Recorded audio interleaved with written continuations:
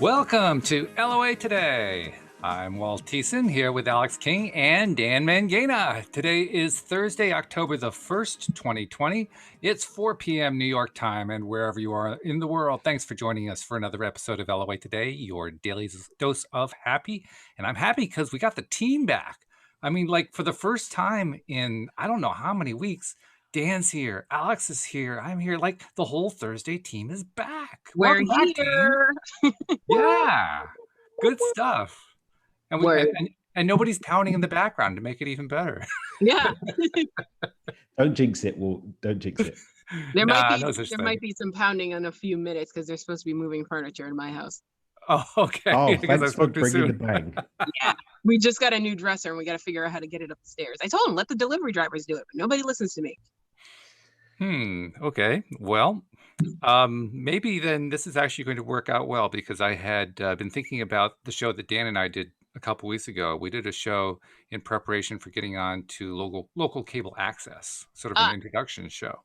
Mm-hmm. And I asked Dan to describe how he explains basic LOA to people when he's talking to people who haven't really learned much about it or heard much about it.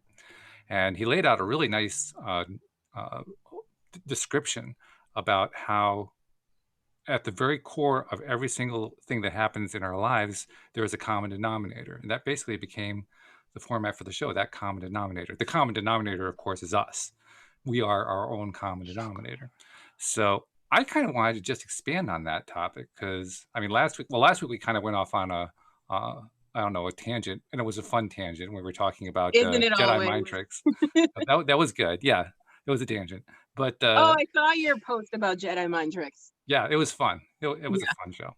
But I just want to get back to following up on that initial foundation we laid. And Daniel, I'm going to go to you first, obviously, because you were the one who was really laying out those ideas beautifully. But what's the next thing that you do? Okay, you've laid out for people what the foundation is. We are the common denominator in everything that happens in our lives. So what's the second thing you tell people once they get that part? Then we see how far they're prepared to go down the rabbit hole with that. Yeah, which is going to vary, obviously. Because the deeper you go down the rabbit hole, the more creative power you get access to, but the more responsibility you have for what you manifest. And what makes it the rabbit hole, do you think? What makes it rabbit hole-ish?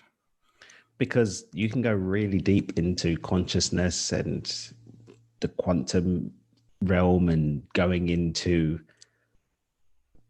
everything being projections and projections and hologram theory. And it just depends how deep you want to go. I love living. I love to just keep dropping. For me, I love to just keep dropping down the rabbit hole. But that's when the existential crises. Yeah, that's when they start to come in. And I've seen that a couple of times with people. I've had a couple myself. Because then you get to a point where it's like, none of it's real. It's all just a massive virtual reality simulation. It's a bit of a shock, yeah, when you finally realize that. That's a shock. Yeah. Have you seen the film Inception, Walt? Inception? No, I don't recognize that. What? Sorry. Well, you know me.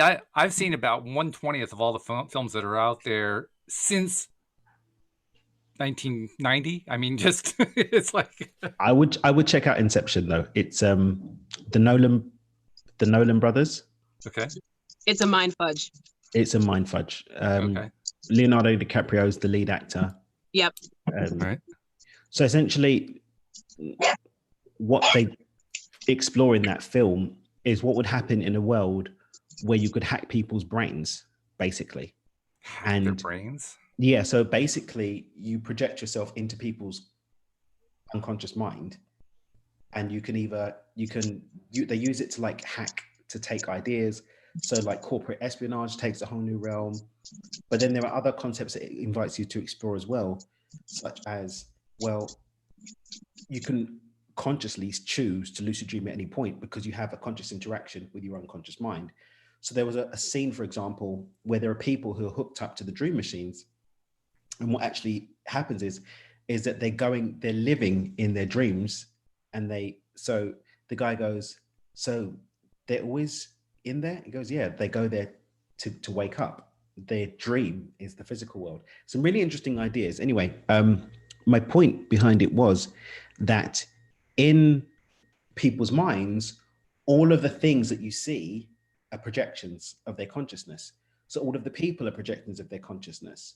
All of the buildings are projections of their consciousness. And there was a point where a character in the movie who spent too much time trapped in too deep a level of consciousness and was brought back out to the real world wasn't convinced that it's real. She thought that she was still in the dream. And so she kept, because one of the ways that you come out of the dream is to die in the dream world, then you wake up consciously. But the thing is that she thought she was in the dream world. So she kept trying to wake up from her real life, believing she was in the dream world. And that's something that could potentially happen if you start to go too deep into it, because essentially, depending on the way you look at reality, we are living in a dream world.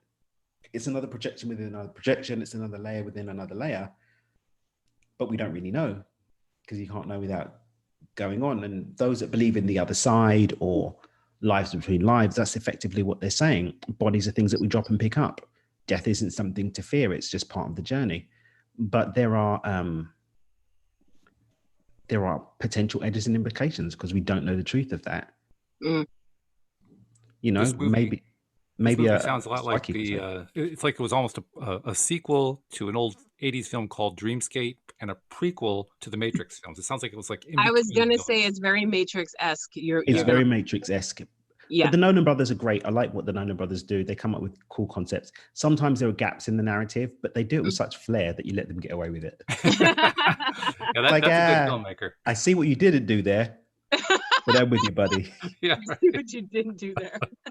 I'll let you get away with that one. Yeah. But next time, give me a complete story arc, okay? I'm looking forward to seeing the new one with Denzel Washington's son. That looks like it's an interesting one. It's about time. Which one is that? Something to do with time travel or something like that. Has it come out already? Yeah, it starts with a T, I think. It's not coming to mind. Yeah. Wow, we've stumped Alex. Yeah. Well, it's a movie. I'm TV. Well, that's true. You're more TV. Yeah. Yeah. Yeah. That's true. So Inception. Okay. It's called Tenet. Yes. Tenet, it's called. It looks a little too intense for myself, but I'm actually really excited for it. Yeah. Personally, I'm very excited for it. All right, I'm gonna have to look into these films just to see what they're all about. No promises that I'm gonna like them. I mean, you know my track record. That's just bro. I'm so over you. I can't even like. I love when you tagged Walt in those shows in the group, and he's like, "I'll be giving this one to my wife, and my wife will have this one." Thanks for trying to pull me in, but I'll be giving this one to my wife also. Give me one. It was like a polite, yeah, bro. Exactly. It's a no from me. What can I say? I like what I like. I don't like what I don't like. Yeah, but you don't know what you don't like if you don't try it. Well, I usually know after I try it. But yeah, but you gotta try first. Crazy. But yeah, that's the rabbit hole. That's my especially when I'm talking with people, especially people that have done like a lot of plant medicine or a lot of psychedelics or whatever, because there's a detachment that comes for some to reality. Yeah. And there are implications, I think, in some instances. So we see how far we're ready to go. That's an interesting description of where you go next, because it was not the place I thought you were going to describe when I asked you, what do you do after you lay down the fact that we're the common denominator? I thought you were going to go into, some sort of discussion about, okay, well, here's what people run into the most. No, you didn't go there at all. It's like, how far down the rabbit hole can we go? Yeah, because that's going to dictate, that's going to lay the playing field, like the framework out for where we're going to go to next, because we know what level of personal responsibility we're taking and direct input we're going to have on the result. Like, how much do we need permission slip, and how much are we just going to just take it by the horns and say, okay, let's go and create.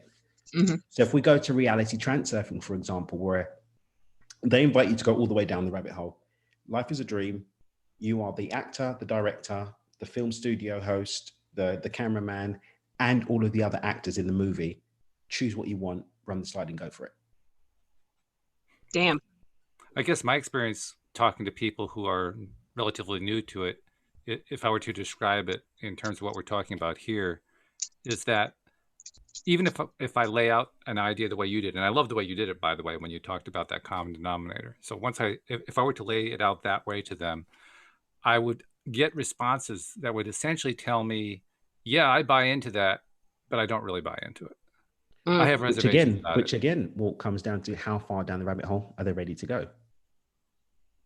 And it's one of the reasons why I go directly, why the common denominator theory is because ultimately, step one of Beyond Intention ultimately is getting people to accept I'm the author of creator of everything in my life.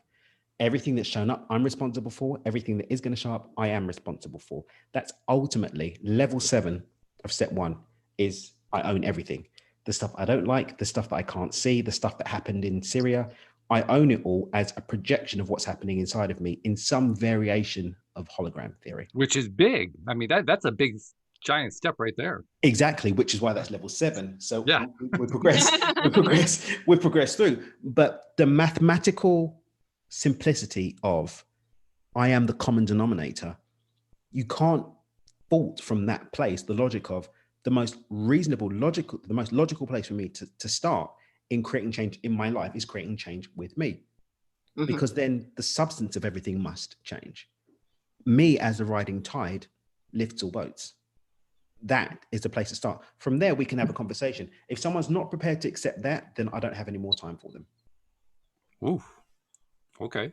And I've actually of late been a lot more militant with that. I'm a moderator in a couple. Yeah, I'm like really militant.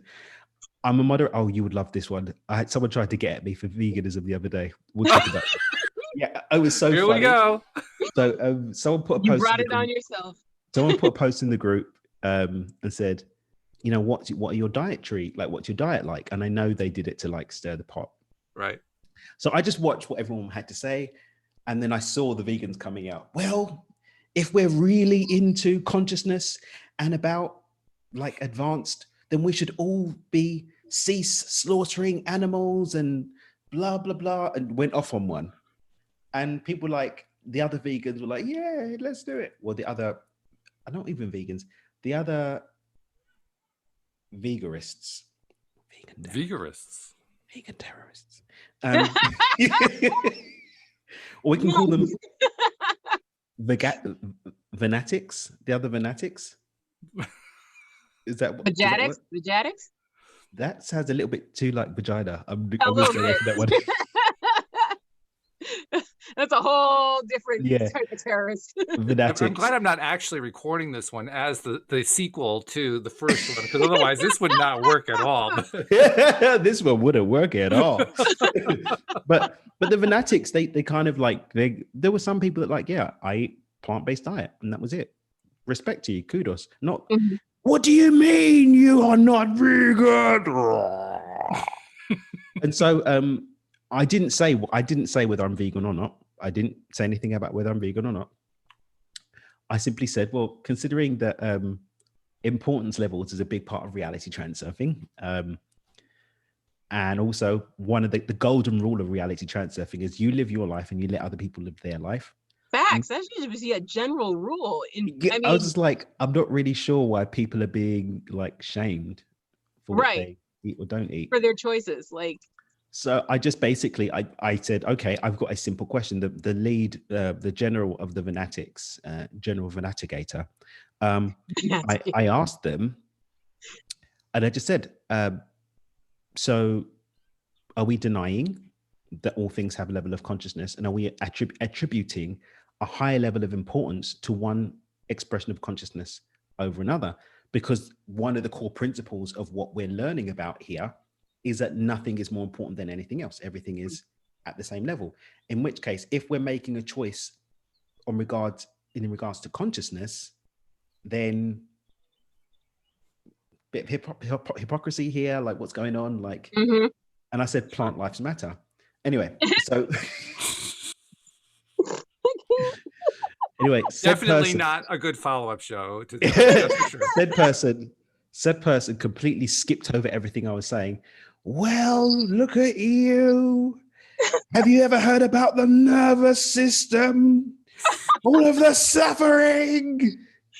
And then one of the other, I'm a moderator of this group, by the way, so I can do what I want. One of the other moderators was just like, so if human beings don't have a nervous system, we're allowed to kill them without consideration. Damn. Or if someone doesn't feel pain, we're allowed to just kill them and eat them. Is that what we're saying? And they're just like, I have to leave. I can't believe that I'm dealing with such a low vibration of consciousness. So anyway, as soon as my question was completely ignored, I signed out. I'm like, we're not going to be able to have a reasonable conversation. Right. Because the funny thing is I respect veganism. I do. It's just not for me. Right. I don't respect people pushing their ideas on others. I don't respect animal cruelty. Personally, I think if you're vegan and you have a pet, you're one of the biggest hypocrites, because that's animal slavery. Yeah. Right? Well, they've been domesticated. Okay, so human slaves that were around after 200 years, they've been domesticated. Let's go back to human slavery. They were domesticated after all. So it doesn't really compute for me. So I'm just like, I'm going to listen to my body. I have my DNA checked. I know what works for me. And I'm going to eat ethically. I'm going to aim to source everything locally and bless my food, which actually changes the composition of it anyway. Anyone's got a problem with that, you're welcome to that problem. I'm not going to ask you about your diet. You don't ask me about mine. But the second someone starts saying, well, it's been scientifically proven this and that. Oh, no. Also science that says that the keto diet is right and that the paleo diet is right and that the carnivore diet, there's science to back every single diet that you could say is being the best. Right. It's just what's for you. That's all it is. So from there, I just don't get involved. So I've been a lot more militant with it now. As soon as I ask a very reasonable question, not antagonizing, a very reasonable question, and you haven't got a response, or you don't want to have I'm like, all right, cool. And I don't even respond to I turn off notifications. Bye, Felicia. Yeah. And just like I said, Walt, don't say anything. They've started banging. Oh, it has begun. I won't say anything. What can I say? Oh, no. What I will say is this. I agree with you. I'm not quite sure where this fits into the whole concept of how far down the rabbit hole you want to go, but I certainly agree. I mean, for me, you know what the words are? And you actually said them in what you described there. Scientifically proven. When I hear the word scientifically proven, I'm done. And the reason I say that is because science doesn't prove anything. And any good scientist will tell you that. Scientist finds evidence of things. Science never proves anything. Except for maths, not for sciences. Right. So the moment I hear somebody say scientifically proven, I know that they have no idea what science is about, and they're about to try to talk me into something I don't want to hear about. And so I'm done. So just a warning to anybody who might want to text me about something, who's a listener, just saying, you want to leave those words out, you're probably going to be better off. Yeah, don't tag me in any articles that say scientifically proven. Yeah, it doesn't work well. I drop out then. For real. Like, okay, we have another fool. So, yes. No. That's not the politically correct term. These are one of the special people. Okay. Wow. Wow. All right. These are one of the special people. Okay. I don't want to be special all of a sudden. Right? I felt attacked. I don't know. It's just me.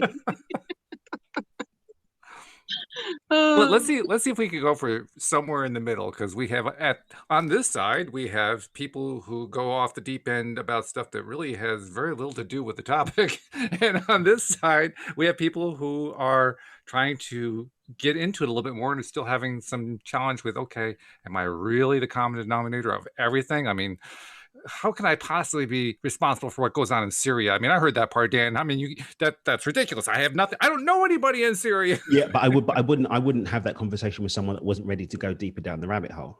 So for someone that's just at level 1, then we just talk about, okay, so how can we change our communication so that we are actually having an uplifting impact on what we're doing?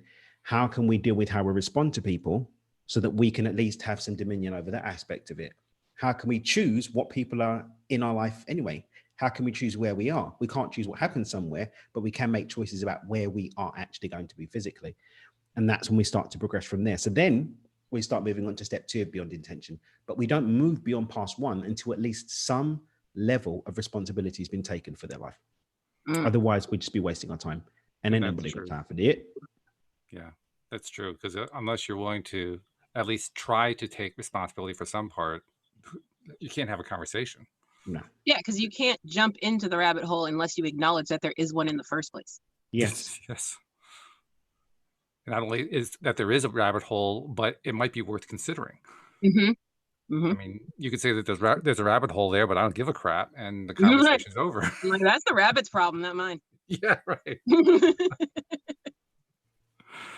But we will presume that people who, I mean, this kind of all comes from the in development local access version of this program that we're hoping to get out there soon.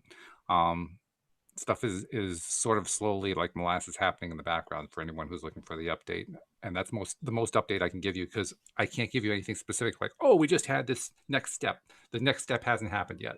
We're working on getting that next step to happen. So, are you sure that we haven't had another money game thing and there's an email? I can't rule that one out. Back end of your inbox. My track record is very clear that I miss stuff. I just do, and I have for the longest time, and I'm the first one to acknowledge it. I am the common denominator of missing stuff that comes into my life. I'm willing to admit this. Which sucks, because part of it is celebrating it. So you got to figure it out and then celebrate it. So all the more reason, yeah. Yeah. I mean, it's nice to have something to celebrate. Yes, it definitely is. Speaking of which, my birthday's coming up. That's true. Which means it's our 3-year anniversary? 2 years. 2 year, yeah. Wow. 2-year anniversary. Yeah. Wow. Yeah. That's a lot. And by the way, Alex, remember Carlos Balasquita? He came onto the show. Oh, on it was a Linda episode, Friday right? show with Linda and Rita. Yeah. He came on. I saw she had posted something and he posted something back about, I have a story to tell you. Yeah. And then they were going back and forth trying to pick a date. So I was like, I got to see that episode. Yeah. That was last Friday. So definitely want to go play that one back. Nice. He had a really cool story, really good manifestation story. And by the way, Dan, talk about a guy who really bought into what you're talking about, taking responsibility. This is a guy who, when he left, he was on the show for about 2 months, and that was October to December 2018. When he left because he had previously been a manager at Amazon, but he had quit that to pursue his dream of being an actor in LA. He was in LA.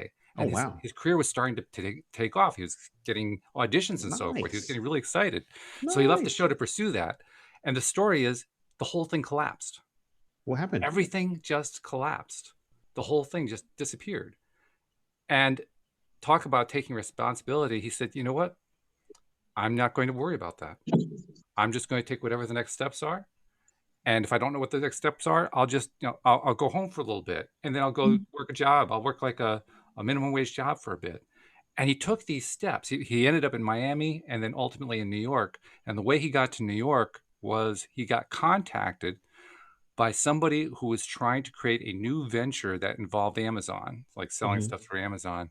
And they wanted somebody who had experience as an Amazon manager. And of course, Carlos was a former Amazon manager. He is now helping to manage this company that he helped to form that has grown to 25 employees during COVID.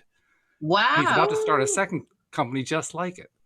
Nice. Wow. I mean, it was this huge shift that happened. Now, he thought, and he's still, by the way, pursuing the acting. He hasn't given up on that part. But it's like his life took this detour. He went with the detour. He didn't fight it. He agreed that, yes, I brought this onto myself. And yes, I'm going to stay in that happy place. And yes, I'm just going to keep looking for all the different ways that things are working out well. And it worked out well. Well, good for him.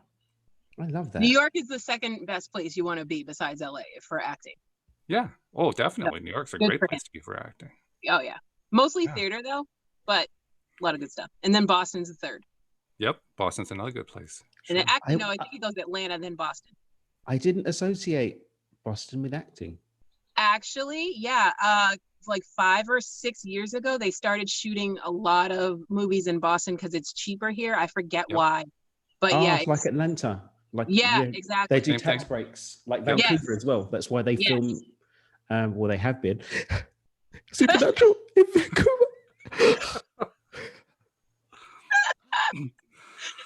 Suck it up, Dan. Suck it up. We're gonna be all right. We're not gonna I'm make strong. it, but we'll be all right. They just need to hurry up and post those episodes. It's October 8th is the first one. Yeah, but then I have to October wait a 8th. whole week for the one after that, and Oh, I know. yeah. Well, you can catch Anyway. the in-betweens on TNT.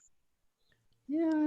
Right now they're doing the top, what is it? The top episodes from 15 or 14 all the way down. Yeah. I hear you, man. I hear Yeah. I become a little Walt-esque at the idea of that. you. Oh my God. I'm turning into an icon? No. Yeah, an icon of someone not watching a show. Yeah, really. Yeah, This is If not it's something like- to aspire to. yeah, it is. It's Walt level 100. Yeah. that should be the new thing. Walt level 100. Hashtag. Oh, I'm going to start doing that in your group. What do you think of this show? Walt level 80. Yes, I love it. The Walt scale. Oh God. Walt level What have 1 I is a done? must What watch. have I done? You see what you started. Yeah, we started. So yeah, All because When I had the someone's in- temerity to say, I like this, I don't like that. I mean, it's amazing what comes out of that. yeah. When as soon as someone is ready to accept that they've created, then we can start talking about doing the creation of. But without the readiness to accept the creating, then we're just wasting everybody's times, and I don't have any time for that personally. So how about the person like we were talking about before? They've accepted some of it. Some of it they're just having a hard time with. Then we work with where we're at. So let's do an example. Okay, Let's take so- the vegan. The vegan's willing to accept a whole bunch of stuff, but they aren't willing to accept that one. No, chunk. ain't nobody got time for that. He's not accepting vegans. That's applications are closed for fanatics. Okay. This is a tough get, let me tell you. Yeah, Oh, that's no. it's a Walt level 100 on that one. Because you have to be able to have a reasonable conversation with someone, and if you're not in a position to have a reasonable conversation, then we just leave it. Well, that's not all vegans. It's the vegans that No, are trying I'm talking to about prepare fanatics. themselves. I'm talking about fanatics. fanatics. Yeah, you're right. I was gonna say the vegans that are trying to push their lifestyle on you. That's the Oh, one. okay. All right. Yeah, Now I Yeah. see what you're saying. Yeah. and that's How the same. about- It's how not, about by the way, somebody who's it's not just vegans though. It's the carnivores. Why are you eating plants? Just get some meat in your body, bro. Like the cavemen used to do. Yeah, it's like Mhm. you had bread. Huh, more for you. Keto is the way. Like anybody that's forcing anything, like just go home, bro. Facts. Go home and eat what you want to eat. My I'm thing. going to go for the more milquetoast side, though. I mean, I'm going to look at the ones who are the vegans who aren't trying to shove their ideas down somebody else's throat, but In which they case, have their diet has got nothing to do with the conversation. Mm. In which case, this is the thing. When you're just doing you, then what you eat and all that, it's got nothing to do with the creative process. Well, Was it I can kind of tie it in. Okay. I mean, Tie I'm not a away. vegan, so I'm kind of, I'm spinning it a little bit here. Mm-hmm. But if I were coming at it from a vegan perspective, I'd be asking myself, well, how is it that I'm responsible for the fact that other people eat meat, You're not. but they're just me pushed out? I mean, I'm the one who's involved. I'm a common denominator in everything that goes in my life, and these people are in my life. Then don't have them in your life. Boom. Boy, that's a quick conversation. Yeah, this is what I'm saying. It's really, the thing is that we try to make things complicated and give things importance levels that they don't need to have. So if I've got the only reason why Bob is in my life is because Bob is in my life. If I choose to not have Bob in my life, then it's no longer a part of my experience. Voila, magic is done. But what people will do is, I can't believe that Bob eats vegetables. He should be carnivore like me. Oh my goodness, can you believe that? And now all of my energy is tied up in resisting and firing all of this thought energy Mm-hmm. Bob, and that's energy that's no longer available for me to create what I want, versus me just taking that back, exercising my ability to create very simply by making friends with Mary, who happens to enjoy the same carnivore diet as me, and we can talk about all things carnivore and everything's lovely. And that's done. Now, the true winners at life, and these are the ones that enjoy and can sit with the contrast, can observe that because we're in a universe of polarity, there'll be people who want to eat vegetables and people who want to eat meat, and we can both coexist perfectly well. And in fact, the duality and the contrast between them represents the naturally occurring polarity within myself. It just happens to be an expression of it, but not something that I need to attribute an excess amount of importance to. And that's a key phrase, isn't it? An excess amount of importance. Yeah. Because that's really what it is. Yeah. When I just allow everyone to be them and I be myself, then there's no energy wrapped up in it. It's not something that I need to change. When I'm looking at something that needs to be changed, I'm giving it importance levels that are actually detracting away from my ability to create what I want for me. My mind has caught me in a trap that's stopping me actually manifesting a life that I want, because I'm obsessed with what the projections of me are experiencing, when really I can just turn away or just allow them to be who they are. You can manifest a lot faster if you just mind your own business. Boom. That's why we missed Alex. She would take these long conversations and condense it down to one sentence, and it was done. It is done. I'm just speaking from personal experience. I've been minding my own business for a very long time. I'm minding my business. And life wasn't as good when I was minding everybody else's. I had too much stress. True. And too many people to carry on your shoulders. It's too much work. And I'm like, no, I'm just going to worry about me. It's too much responsibility to follow. I mean, you're going to carry all those people. Now you got to actually be on top of all those things. Well, that was the whole reason I didn't want to have kids. I was like, I don't want to be responsible for another human life. But then here I am worrying about everybody else's problems. You're doing the same thing. No. Pretty much. Makes no sense. Made no sense. I had no reason to be doing all that. So I was just like, no, I'm done. I'm over it. I think I felt important because people were coming to me for advice. And I think that's the ego trap. It was an ego trap. And then I realized it doesn't matter. You're still important. People will still call you even though they're not in trouble. Yeah. It's been, even in the journey of my work, like, because people pay me to come and ask me to tell them about their life. Okay. So holding that line between holding the space for them, but not getting so wrapped up in it that it becomes smart stuff, has been interesting. Well, that's something that anybody who's a life coach or a therapist or whatever has to learn to do pretty quickly early on, is to create a really strong boundary between when they're helping somebody else and their own lives. Because if they don't, it'll eat you up. Yep. And there are some people that actually get off on the ego trap of, yes, I'm the wise healer. Yeah, that was me. I'm just my star seed. Everyone comes to me. You need advice? This girl. My star seed ancestry perfectly positioned me to be a healer. Have you met my people from the planet Farquad? We're often the oddities. We stand out in society because, well, we're special. Oh, it's the special people again. Oh no. Like, bro, everyone's a star seed. Like, the star seed stuff is making me laugh. So the crazy thing is, whether you want to look at a Blu-ray, well, I'm from Pleiades originally, or wherever they're from. If you look at the descriptions, it's like someone did a random word generator. Do you feel left out? Do you feel like you don't fit in? Blah blah blah from blah blah blah planet. Well, we're natural healers and we're open to planet Earth. Is there one type of quality for people on planet Earth? No. There are lots of people. There are special people, there are nice people, there are twats, and there are beloved people. Okay, so the likelihood that an entire race of people all are one quality, an entire race of beings, one quality. Let's just think about that for a second. Yeah, it kind of falls apart quickly, actually. Let's not even say an entire race of people, an entire continent. The likelihood, I mean, look at this one. How about an entire block? I mean, you don't have to go very far. Look at our star program, the human star program. Let's say, for example, Apollo people knocked up on some guys that, you know, have been living on the moon or whatever. Oh my God, you guys are Earthlings? Yeah, I'm from Earth, you know. And they just had this idea that all Earthlings were 30-something or 40-something-year-old white guys.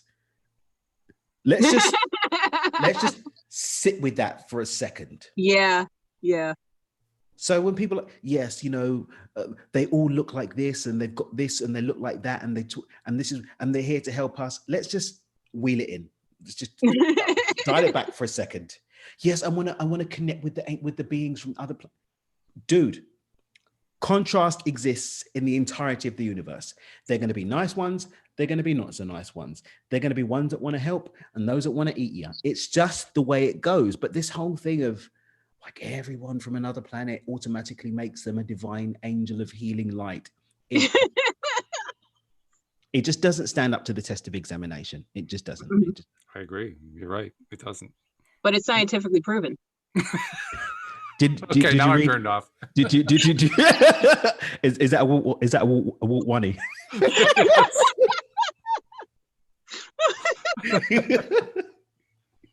Oh no. I don't just because you don't want to accept that you are actually human, even if you are starseed, you're in a human body now, mate. Let's just get on with it. Using your ancestry as an excuse for not actually stepping up and doing something with your life now, I just find. Oh my God, that's how I feel about the horoscope people. I'm an asshole because I'm a Leo. What? What? Well, you know, I am a Scorpio. No, you're a slut. Look, just stop it. just stop it. Just stop it. Facts. Just stop it. I had an ex. We went on a break. And she's like, I can't believe that I, as a Scorpio woman, stayed loyal to you on this break. Do you know how hard it was for me to keep your legs closed, you nitty? Like, pull your pants up, give yourself a cookie. Like, come on. Just stop it. Just oh my stop God. I'm not sure if I dare ask this, but Josie asked this a while ago in the chat. She says, Dan, no, she actually asked a few things, but this one seems closest to what we're talking about. She says, Dan, what are your thoughts on shamanism? I think that people who aren't shamans and got their degree online should stop disrespecting the actual truth of shamanism. I like that. That's what I think. I think we need to look at the fact that shamanism as a role for the tribes that they represented, first and foremost. I think there's a disgusting expression of appropriation that's happened with the culture of shamanism. I've got friends of mine who have gone through the training of shamanism. You know, they've gone through it. And then there are people like, yeah, I'm a shaman. No, bro, you deal with plant medicine. Okay. There's not a ceremony. It's everyone getting round and running away from their life, drinking the bark of the tree from the blah, blah forest. All right. So shamanism, I have great respect because I think shamans, in terms of a role around the collective agreement of keeping the vibration of Earth together, have got a very powerful, important job to do. Their job within their tribes was very important also. And I think it's been appropriated and mixed up with this obsession with people running away from their life. And instead of actually creating their life, going to do plant medicine. Those are my thoughts on shamanism. And then one has been dropped. One thing I can always count on is a straight answer. I'm serious. I mean, you don't you don't go off. Well, you'll go off on tangents sometimes, but those are when you're interested in having some fun. When it comes to answering a question directly, bam, you hit it. I mean, a friend of mine who I love her, love. She's a sister to me. But we're talking the other day, and she's like, "Yeah, the shaman path has been calling me. I'm going into shamanism." So I was like, "Oh, you know, what animal are you on? Like, which direction?" What do you mean? No, the plant called me, and the plant called me. Okay. I'm going to be learning. And I was like, okay, kudos for that. I was like, now, like my friend Gustavo, who spent like years doing, the jaguar and the different going for the, my friend Kilu, who's not even from a shaman country, she's Estonian, but actually went in and did the training and learned from the actual genealogy and actually got the ancient knowledge. Like, no, the plant called me, so I'm going on and I'm going to be doing that. Now, I know my friend isn't trying to disrespect anyone. They had an experience and they want to carry that experience, but let's just use a different word. Yeah. Right. That's me. Am I knocking people being called by a plant and going to do a certain work? No, but leave the word for what it is. Mm-hmm. This is shamanism. This is plant ceremony leadership. Make up your own word. Maybe check out with your family and Andromeda Farquaad for the right name. Maybe you'll channel it. Andromeda Farquaad. Oh no. But leave shamanism to be shamanism. Yeah. That actually fits in with something I was commenting to Cindy yesterday on the show, because it had come up in a social media conversation I'd had with somebody who was pushing the idea of unconditional love. And it was a phrase that I realized I had long had resistance to. I wasn't quite sure why, but it never resonated nicely with me. And then I finally realized in the context with him why it didn't resonate nicely. And it's because people who use the phrase unconditional love are trying to contrast it with another phrase, conditional love. Mm-hmm. And the reason I reject it is that, for me, conditional love isn't love at all. It has Right. nothing to do with love. Right. Mic drop. That's definitely a Walt Winey. That's a Walt Winey. Yep. Big facts. All ears, all eyes, all mind. And by the same token, the word unconditional is superfluous. It's love. Yeah. Mm-hmm. You don't have to call it unconditional. It just is love. Yeah. Right. And everything else just ain't so. Yeah. Facts. No need to say it twice. Yeah. Exactly. Yeah. Mm-hmm. So yeah, I can appreciate where you're coming from. Some things just don't call for qualification, because by qualification they infer that they don't really deserve a seat at the table anyway.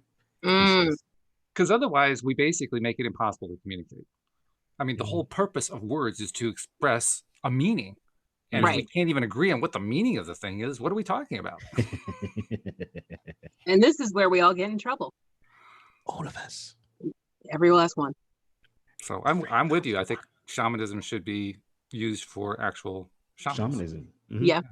And there are people who don't even know what it means to be a shaman, calling themselves I a shaman. honestly don't. I mean, I know it has something to do with the animals and something. I mean, I know nothing about it. I have a very, very, very, very, very, very cursory understanding, because I have friends who've gone through the training. Before then, I might have been caught out with that too. But I suppose it comes down to, what are we saying? Are we speaking with some awareness, or are we speaking out of our butts? Like, what's really going on? Exactly. I heard a word, I went on the journey, and then, the Pleiadians gave me the download. So now I know everything. And so I'm here to guide you on your ascension. Those poor Pleiadians, I mean, they get blamed for everything. Well, they did create all things. If you listen to Matt Kahn, isn't it Matt Kahn that said that they're responsible for creating humans? That's another conversation. For another I think day. we'll stay away from that one. Yeah. Stay away, stay away. Not my podcast, not my problem. Anybody got podcasts for that? Oh my goodness. Yes. All right. Well, I think we've kind of, in our very humorous and offbeat way, we have actually laid out some of the ground here on how to deal with the primary that you laid out 2 weeks ago, Dan, that we are the common denominator to everything in our lives. One thing that we haven't really touched on perhaps as much, and I'll bring that in as sort of the last piece of the show today, is people who recognize that they are the common denominator. On some level, perhaps they realize that they're having trouble with the idea, but they're willing to admit, yeah, okay, that's me, but I can't seem to get myself to really buy into it completely. I keep finding ways to Don't try, because you're wasting your energy doing something that the mind isn't ready to accept yet. We're limited to what the mind believes. So what do I do if I'm that person? Well, then you go from where you are there. What you have accepted responsibility for is enough to start creating some change. And as you start creating that change and creating new patterns of belief for yourself, then you can open up to accepting more responsibility. going through life with playful curiosity against the backdrop of what I've accepted, and now I'm actually witnessing growth and expansion from, opens me up to see more. Oh, okay, maybe I'll experiment with that, and I'll experiment with that, and I'll experiment with that. Doing so, owning the results of that experiment, because we're micro shifting, baby stepping into accepting more responsibility. And that's beautiful, because what you're describing there is really the process that anyone I know who have been on the path and stuck to the path of learning how this stuff works, learning how to apply it in their own lives, that's exactly what they do. That's certainly what I've been doing since I first learned about this stuff. And I'm glad to hear you say it, because I didn't think there was any other way to do it. But apparently other people have tried to come up with ways. And I still go back to that. That seems to be the best way to do it. What you just said, that you accept that you have this much responsibility. I can go with that. What can I work with it? How can I play with it? What can I create with it? I learned something new. Oh, how do I add that in? Okay, I'll ask somebody about it. How do I add that in? Oh, I added it in that way. Okay, well, I can do that. Let's try that. Well, it didn't work out the way I expected it to. I got a different result. What is that result? It's just this ongoing process. And that's the journey down the rabbit hole. And nobody's pushing you off the ladder. You can take a step, and you can take a break. You can stay there. Maybe that's where you want to stay. And the really cool thing about the universe is nobody forces you to do it any way that you don't want to do it. Yes. You have choice. If you want to stay at this level, it's like, even like I said, I don't have my energy caught up in telling people to do things differently. If that's what you want to do, rock on. You're welcome. If you want to be a victim, it's not my job to stop you being a victim. Here's another way. If you reject it, okay, I'm not going to force it on you, because it's not my job to do that. Otherwise, my energy is getting caught up in losing battles, right? Well, it's not just losing battles. You're getting caught up in stuff that never gets unwound. It's just like people just get all wound up in it, and you're just getting wound up in their stuff. So it's like, okay, well, let's just get all tied up and tangled up here. But it's just like you gotta mind your business. When the Northmen had the Lannister army tied up and then able to split their forces and win the victory of the Whispering Woods. It was, I can't remember, but they were able to win that battle because they split. So sometimes the unconscious mind gets the result that it wants because it has us split up. Our forces are split up, dealing with all these nonsensical battles that there was no victory there. There was no victory there. None. There's no victory available. The mind does not lose. The second that you accept that the mind doesn't lose and stop fighting it and instead work with it, your life will change. Your life will change. All the energy that you've got tied up in trying to force things to happen, when you call that back to center and then focus on maximizing the results that you're getting from the level of responsibility that you're prepared to accept, life changes without fail. Without fail. That's a nice way of describing it too, and it's actually an under description, I think, describing it. How did you say it? The mind never loses, or the mind always. The mind never loses. The mind never loses. One of my Danisms is the mind doesn't lose and the environment doesn't lie. So your unconscious mind it's a Terminator. It's Terminator 1, like without the guy from the future. That's what it is. It's like all the initial Sarah Connors, that's unconscious mind doing it. We think that we're gonna have any chance. You can't beat the unconscious mind. That's why I say you've never failed at anything. You've never failed because the unconscious mind never fails at executing any task it's been given. You've just given it junk code. The life that you're living is a perfect expression of exactly the code that was given to the unconscious mind. Perfect expression. So instead of you trying to go up against the Terminator with a water gun, sit down and change the source code and have it destroying those parts of your life that you don't want. Have it moving towards those targets that you do want. Instead of water gun, the Terminator, I will destroy it with my water gun. So it's not going to work. Just stop. Bring the energy back. Focus that attention on changing the source code. Do it one step at a time. Do it from the amount of responsibility that you're prepared to accept for the changing of that source code. Life will change for you. And I think I'm going to actually flip the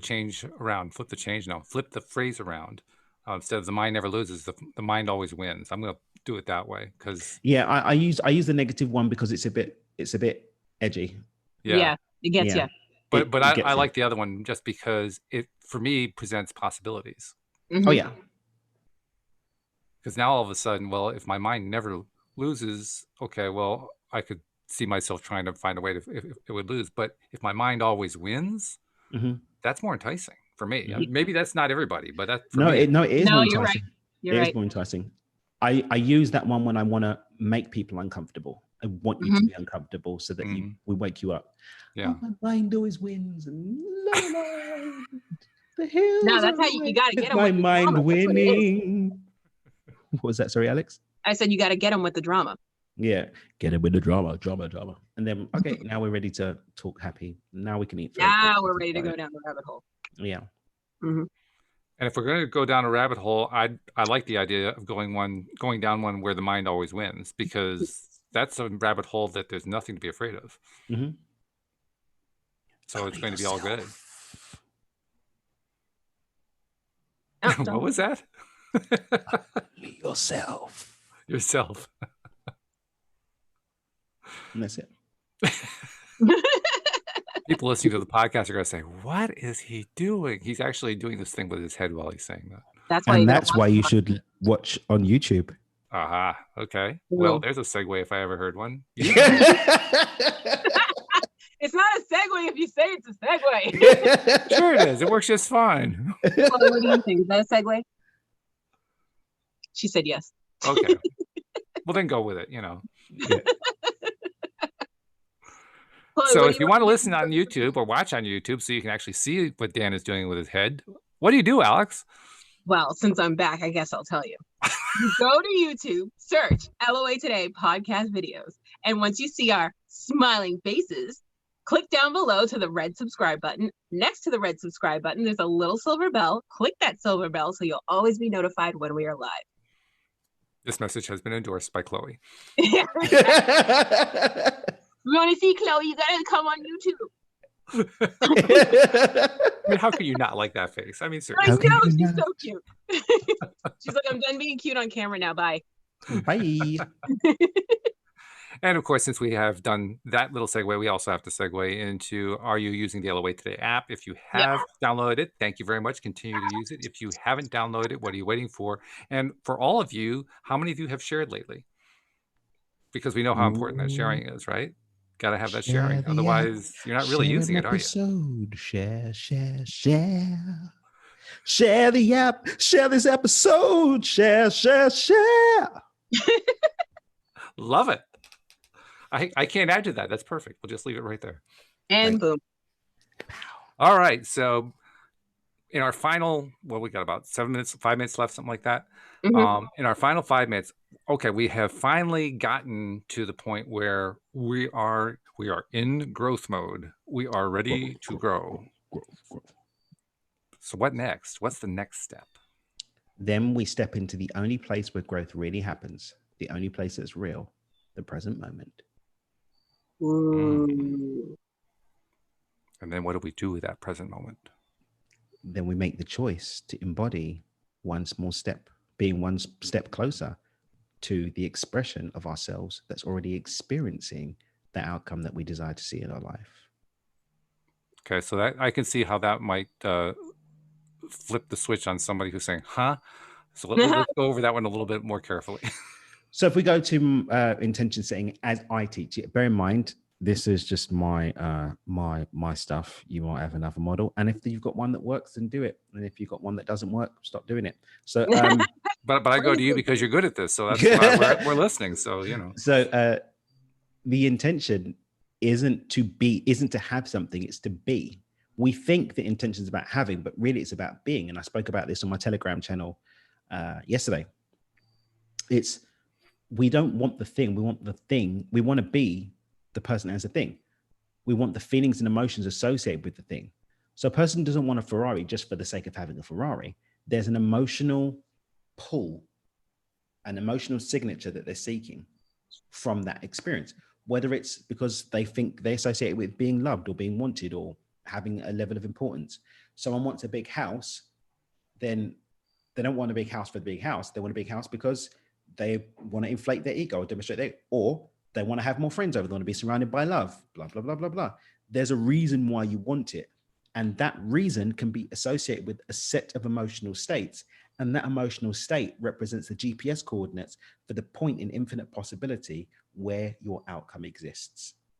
But the choice to step into that emotional signature can only be made in a real place. Hence, when my energy is tied up in the past or tied up in the future with things that haven't happened or that used to happen, or my viewpoint of things that had to happen, or it's tied up in other people's lives, I'm not present enough in the now to direct my choice to feel those emotions and therefore direct me to it. Law of attraction kicks in, the things come that resonate with that emotional state. Did I do it in 5 minutes? I think you actually did it you did it under budget, really. Oh yeah. But it's down to choice. And that's, I mean, Beyond Intention is all about making the choice about how we feel, what we're thinking and what we're doing, so that we align with the outcome that we want. But I can't make those choices in the future because the future doesn't exist. My energy is tied up in the future. It's not available for me to use here. If I'm caught up in the past, or if I'm caught up in other people's stuff, or I'm caught up in what other people are eating, the energy is just not available for me to make the choice here and now. And it's in those choices, in the now, that the seeds are being planted that will lead to the fruit that we will be reaping at some point. Right now, we are embodying the fruit of the seeds that we planted before. We're living the echo of the choices that we've made. So let's pause and make choices that consciously correlate to the outcomes that we want, instead of wistfully wandering along, waiting for the Andromedans to give us the next download and when we're supposed to go next. Well, that's an interesting point, though, because very often, if I'm making a choice, I'm not really sure how it's going to correlate. I mean, I'm hoping it will. It often feels like it will, but I don't. But that's what intention is, but that's what intention is. Intention is setting a choice that directly correlates to the outcome that I want. And if you want a bit more on that, head to dreamydan.com/free-resources and get my intention setting cheat sheet, and it will step you through how to do that. Ooh. Oh, see, that's how you do a segue right there. That's a segue with a close to the pitch. I mean, that's really good. Yep. All while bringing the entire show back together. Yeah. See, this is why Dan gets the big bucks. Yeah, the biggest ones. The small bucks I give to the kids. More malleable, you know. Jeez. Is that there are actually reasons not to have the video now that I think about it. Oh man. Oh wow. Well, fortunately, we've already ruled out the idea that this is going to be the actual sequel to the first episode. But really, because otherwise we would be in real trouble. I was hoping for this to be my debut. My sophomore. Is it sophomore? Sophomore's the middle year? Yeah. Yeah. My sophomore. Well, okay. I have nothing to add. No. Dan's setting the intention, and Walt is just level 100. He's like, no. Yeah.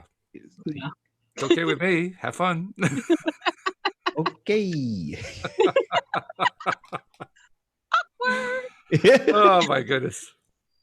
I knew I missed something on Thursdays. Now I know what it was. It's the most wonderful craziness on the entire planet. And I love it. Facts. Yeah, I have more fun on Thursdays than anything else. And I enjoy Monday, Tuesday, Wednesday, Friday, and weekends, but Thursdays, very special. Very special. Yeah. So before we tune out for the day, first of all, you mentioned the address on your website for people who want more information. Is there anything going on, Dan, that people might want to know about? Any events coming up? All my events I've got sold out right through till next year. So you're popular. You're a popular guy. Nothing's available. I may have to open up more VIP days. I was only doing one a month. I might have to do more of those. There are only 8 people allowed to come to them. But yeah, the Telegram channel, I'm having fun with that. I do like a little, either 1 or 2 minute audio. I did a little video yesterday, a little reality creation hack every day, a live creation hack every single day. So that's really okay. That's cool. Yeah, very good. We haven't got a redirect for it yet, but we will get one. So maybe I'll send you the link if people want to sort of join the Telegram channel. Sure. So, yeah, we'll include it. It's not you're not bombarded. I do like one little thing every day, like a share.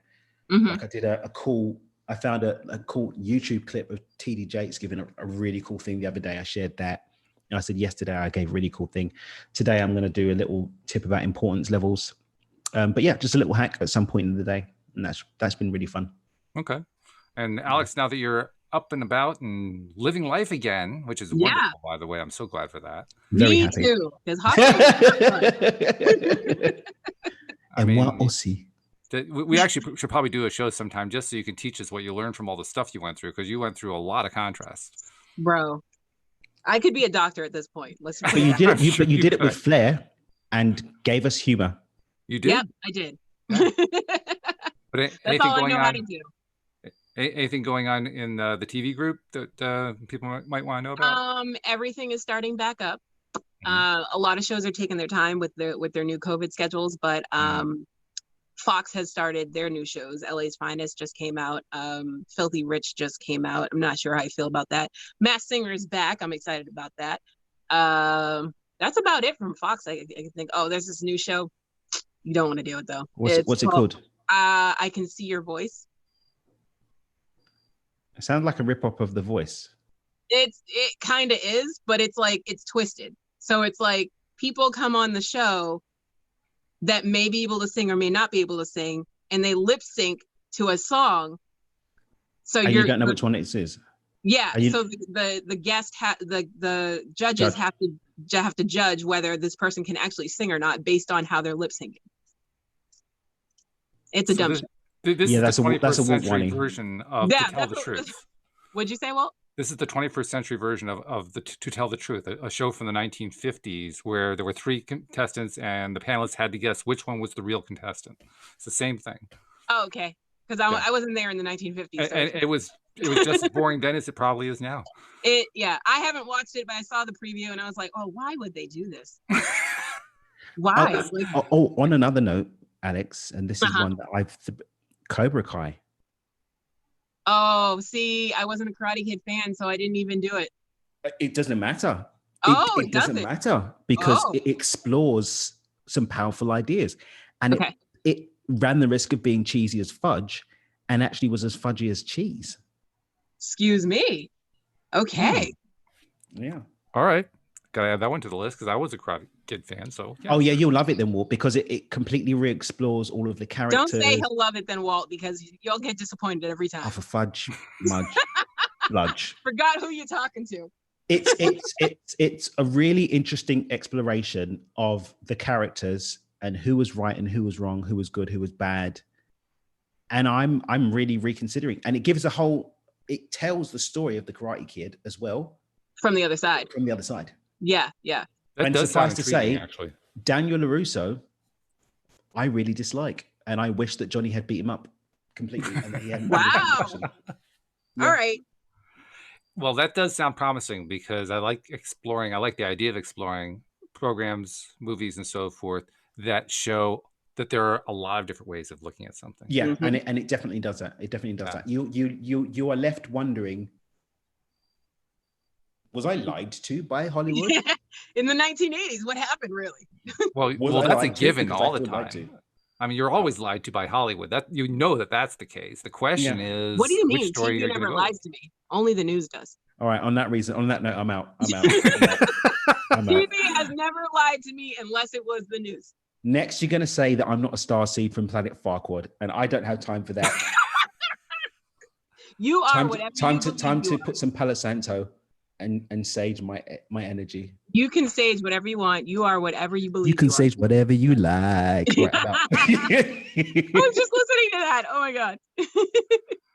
I think we've definitely come to the conclusion of the show. So thank you very much, guys. Thank you to our podcast listeners as well. We'll see you all next time here on LOA Today. Goodbye, everybody.